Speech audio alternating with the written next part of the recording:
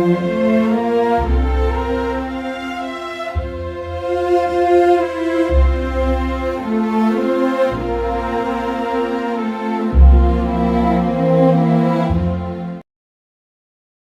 menuruti nasihat dari Mpu Barada.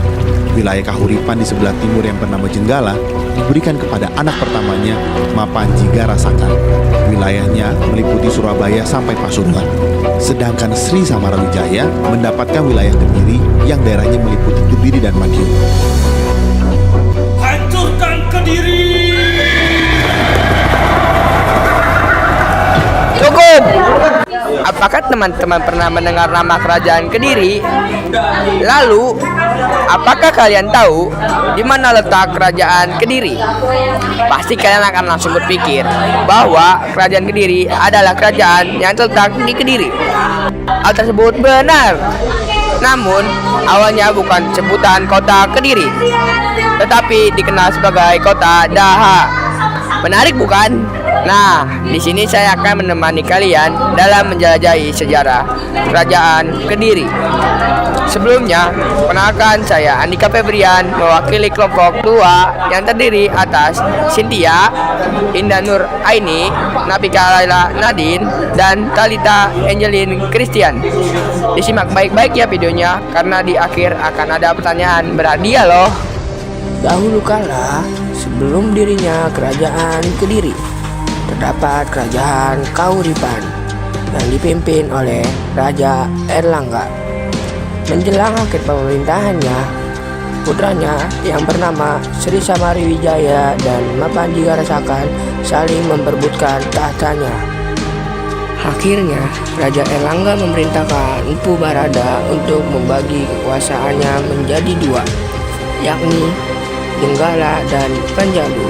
Kerajaan Panjalu atau Kediri diberikan kepada Sariwijaya dengan pusat pemerintahan di kota Daha pada sekitar 1045 Masehi. Sedangkan kerajaan Jenggala dipimpin Mapanji Garasakan dengan pusat pemerintahan di kota Kahuripan. Dapat kita ketahui bahwa kerajaan Kediri terletak di Jawa Timur. Dengan pusat pemerintahannya, kerajaan saat ini yang lebih dikenal dengan nama Kota Kediri.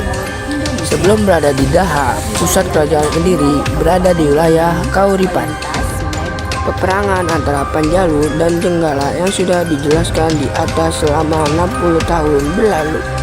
Dan kemenangan itu pula yang mengantarkan pusat pemerintahan kerajaan Panjalu dipindahkan dari Daha ke Kediri. Pada Prasasti Antang atau juga disebut Prasasti Ngantang yang diterbitkan tahun 1135 terdapat kalimat semboyan Panjalu Jayati yang artinya adalah Kediri menang. Prasasti ini dikeluarkan sebagai piagam pengesahan anugerah untuk penduduk desa Ngantang yang tetap setia pada Kediri selama masa perang melawan Jenggala. Dari prasasti tersebut dapat diketahui bahwa Jahabaya adalah raja yang berhasil mengalahkan Jenggala dan mempersatukan kembali dengan Kediri.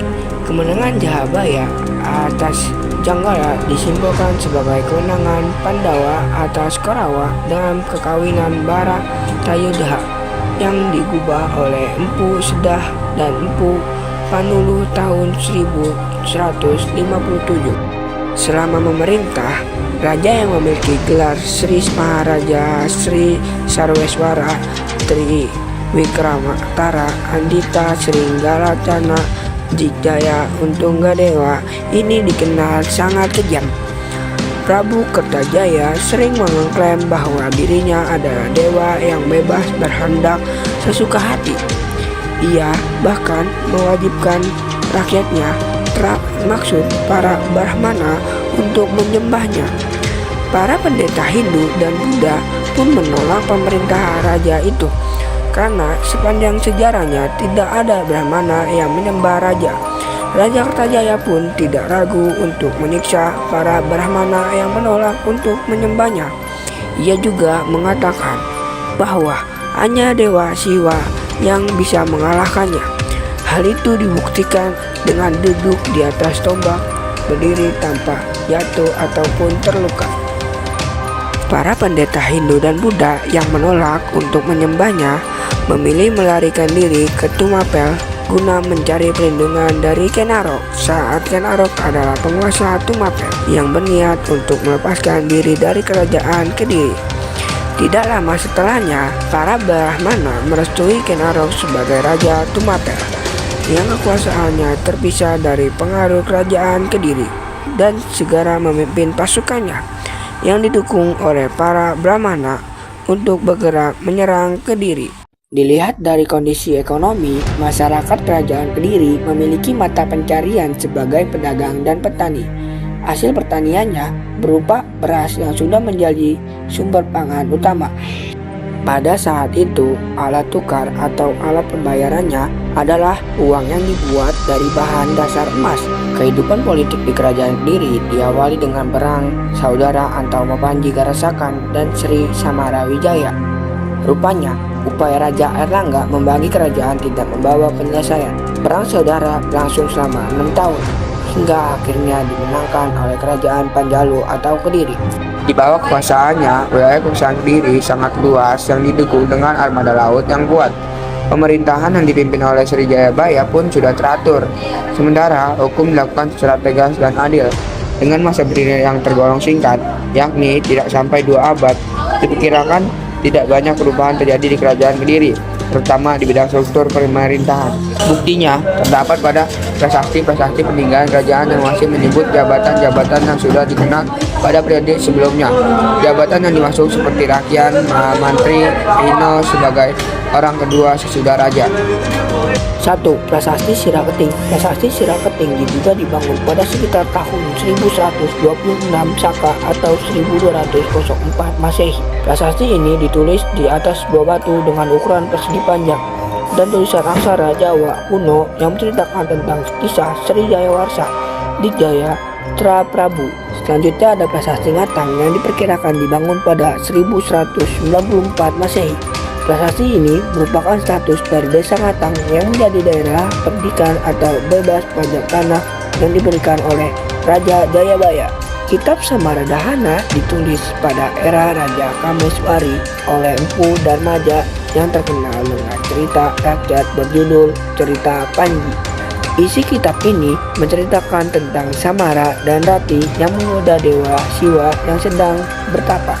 Candi Gura berdiri tak jauh dari situs Tondo Wongso yang dipercaya memiliki keterikatan dengan temuan candi yang ada di situs Tondo Wongso. Kitab Negara Kertagama. Peninggalan kerajaan Kediri terakhir adalah Kitab Negara Kertagama yang juga dikenal sebagai Desa Warnana. Kitab ini merupakan sebuah karya sastra Jawa kuno yang ditulis Empu Prapanca pada tahun 1365 Masehi, tepatnya pada masa pemerintahan Raja Hayam Wuruk. Prasasti Jaring. Prasasti Jaring adalah peninggalan kerajaan Kediri yang dibuat pada 1194 Masehi dan masih bisa dijumpai di daerah Jaring, Kembangan, Blitar, Jawa Timur. Kitab Kakawin Baratayuda. Kitab Kakawin Baratayuda adalah karangan dari Empu Sedah dan Empu Panulu yang dibuat pada tahun 1157 Masehi. Candi Tondo Wongso. Candi Tondo Wongso dipercaya dibangun pada awal kerajaan Kediri berdiri atau tepatnya pada abad ke-11. Prasasti Kampulan merupakan barang peninggalan kerajaan Kediri yang menceritakan tentang sejarah daerah Trenggalek dan Tulungagung. Menurut sejarawan, prasasti ini diperkirakan dibuat pada 1194 Masehi atau pada saat Raja Kertajaya bertahta. Candi Penataran adalah salah satu peninggalan kerajaan Kediri yang berada di Kabupaten Blitar, Jawa Timur.